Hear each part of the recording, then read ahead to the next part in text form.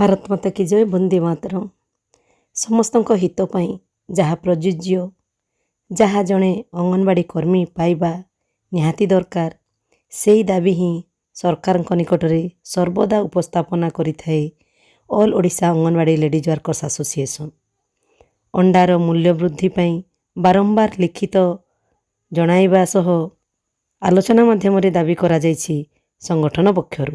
ଆଉ ଆଜି ଅଣ୍ଡାର ଦର ବୃଦ୍ଧି ପାଇଛି।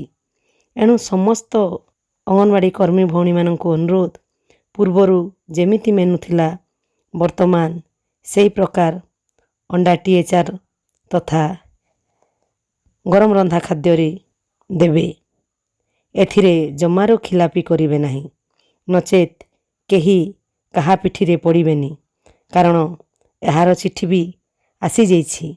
ଏଣୁ ଯେମିତି ଅଣ୍ଡାର ଦର ବୃଦ୍ଧି ପୂର୍ବରୁ ଆମର ମେନୁ ଥିଲା ସେହି ପ୍ରକାର ହିଁ କରିବେ।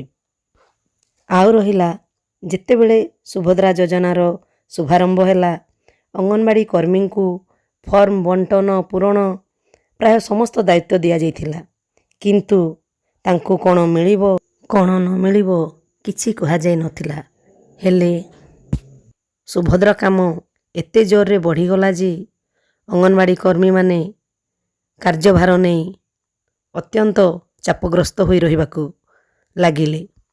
ଯାହାଫଳରେ ସଂଗଠନ ପକ୍ଷରୁ ଅତିରିକ୍ତ କାମ ହିସାବରେ ଇନସେଣ୍ଟିଭ୍ ଦେବା ପାଇଁ ସରକାରଙ୍କ ସହ ଆଲୋଚନା କରାଯାଇଥିଲା, ଯାହାକି ତା'ର ବି ଲେଟର ହୋଇସାରିଛି। କର୍ମୀଙ୍କୁ 1500 ଏବଂ ସହାୟିକାଙ୍କୁ 500 ବୋଲି। ତେବେ ଭଉଣୀମାନେ ଏଥିରେ କିଏ କହୁଛି ସହାୟିକାଙ୍କୁ 50% ମିଳିବା କଥା, ତ କିଏ କହୁଛି ସେମାନେ କି କାମ କଲେ ବୋଲି। ହେଲେ ଈର୍ଷାପରାୟଣ କାହିଁକି? ସେମାନେ କାମ କଲେ କି ନ କଲେ ସରକାର କିଛି ବି ପ୍ରୋତ୍ସାହନ ଦୁଇ ଭଉଣୀଙ୍କୁ ଦେଇଛନ୍ତି। ବଡ଼ ଭଉଣୀ ହିସାବରେ କର୍ମୀ ସମସ୍ତ କାର୍ଯ୍ୟ କରିଥିବାରୁ ତାଙ୍କୁ ଟିକେ ବେଶୀ ମିଳିଛି ଏବଂ ସହାୟିକା ଛୋଟ ଭଉଣୀ ହିସାବରେ ତାଙ୍କୁ ଟିକେ କମ୍ ମିଳୁଛି। ଆପଣମାନେ ତାଙ୍କର ସାହାଯ୍ୟ ନେଲେ କି ନାହିଁ ସେଥିରେ କିଛି ନାହିଁ। ହେଲେ ଯଦି ଜଣେ ବଡ଼ ଭଉଣୀଙ୍କୁ କିଛି ଦିଅନ୍ତି ତାହେଲେ ଛୋଟକୁ ବି ତ ଦେବେ ନା। ଏଣୁ ଯାହା ବି ମିଳୁଛି ଗ୍ରହଣ କରିବା। ପରସ୍ପର ପ୍ରତି ଈର୍ଷାଭାବ ପ୍ରଦର୍ଶନ ନ କରି ମିଳିମିଶି ରହିବାରେ ହିଁ ସମସ୍ତଙ୍କର ଖୁସି ରହିଛି। ବାକି ରହିଲା ମାସିକ ପାରିଶ୍ରମିକ କଥା, ସେଇଟା ବି ନିଶ୍ଚୟ ହେବ। ଗୋଟିଏ ଗୋଟିଏ ହୋଇ ଚାଲିଛି। ଆଉ ଏତେ ହେଲା ପରେ ବି ପ୍ରଶ୍ନ ଆସୁଛି ସଂଗଠନ କ'ଣ କରୁଛି ବୋଲି। ଆଉ ଯିଏ କିଛି ନ କରି ସୁଖା ଭାଷଣ ଦେଉଛନ୍ତି ତାଙ୍କୁ ସମସ୍ତେ ଭାବନ୍ତି କି ସେ ହିଁ ସବୁ କିଛି କରୁଛନ୍ତି ବୋଲି।